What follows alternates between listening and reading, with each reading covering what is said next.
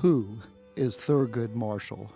He is best known for Brown versus Board of Education, a landmark United States Supreme Court case that sparked a revolution in race relations that transformed America's social and political landscape. The resulting decision, which outlawed segregation in public schools, was much more than a decision ending segregation.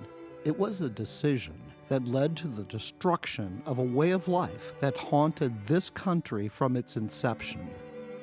Lawyer, Solicitor General of the United States, federal judge, and ultimately Justice of the United States Supreme Court, Thurgood Marshall is perhaps the least acknowledged of the civil rights icons of the 20th century, yet arguably the most important. Behind every sit-in, march, boycott, and nonviolent protest, the shield and the sword of the legal precedents established by Marshall and his team of lawyers led the way toward true change in America.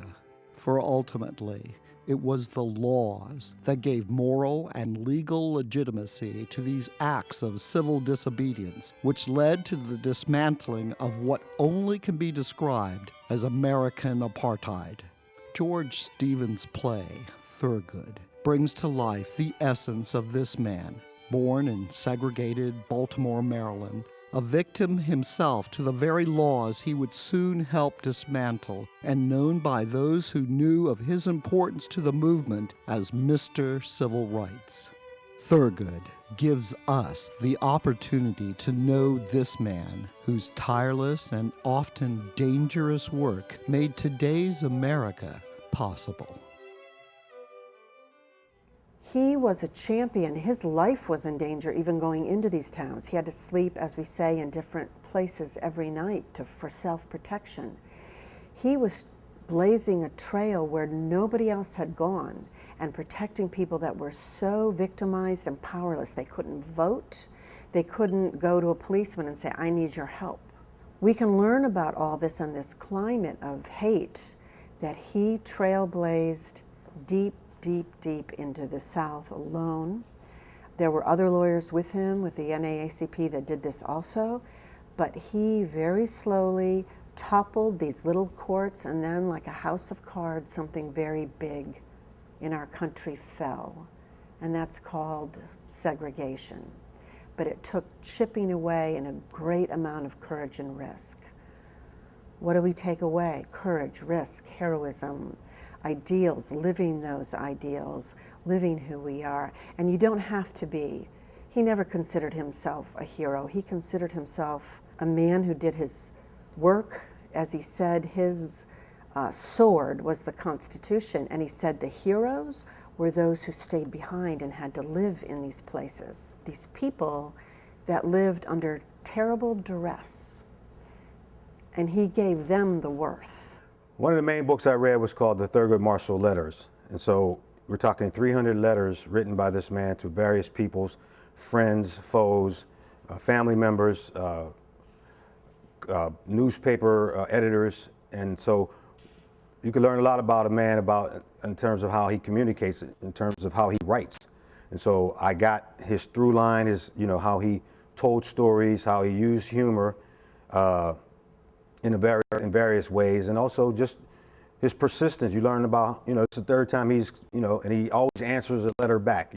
He can't let you, win even, and he's got to rebut you, and that's that lawyer in him. And so that was something that I found very interesting, because one of the things about him as a lawyer, he always knew that there was a round two. There was going to be a rematch. So if you won, he didn't go home and sulk and give up or move on to the next case. He immediately got on the appeal process, which is a pretty powerful skill set to have as an attorney. So then I read another great book called Young Thurgood, which was a series of interviews and information from people in his past. You see pictures of the school he went to, Colored High. You see his transcripts. You see how an incredible debater that he was. Because a lot of people don't know he was he was an excellent debater before he even became a lawyer. You learn about some of the people who influenced him. You learn that he went to school with Langston Hughes and how that influenced him. You know, so I just felt like it allowed me to go to Baltimore. It didn't take me to his New York days. It didn't take me to his Supreme Court days. It took me into the young man's days.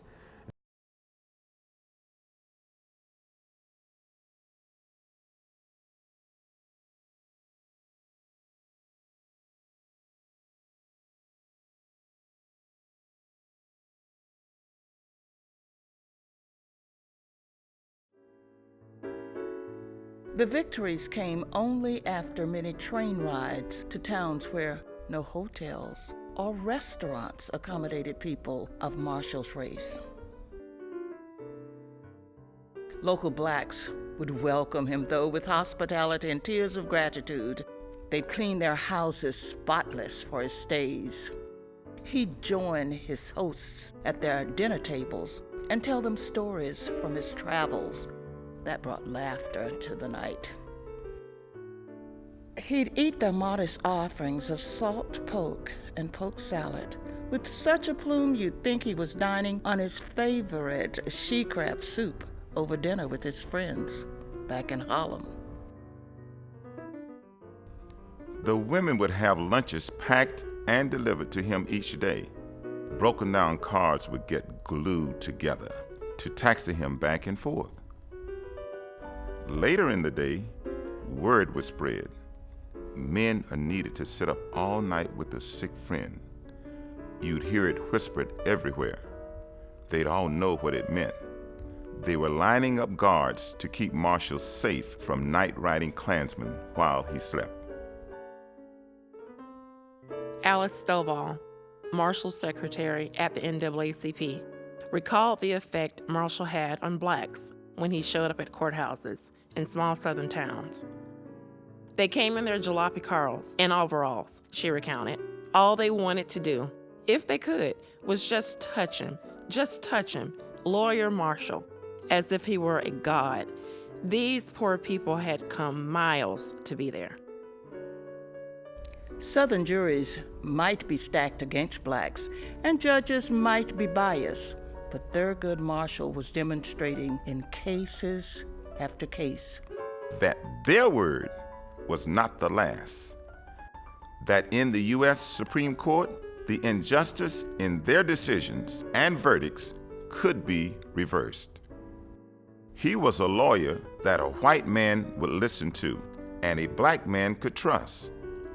No wonder that across the South, in their darkest, most demoralizing hours, when falsely accused men sat in jails, when women and children stood before the ashy ruins of mob-torched homes, the spirits of black citizens would be lifted with two words whispered in defiance and hope.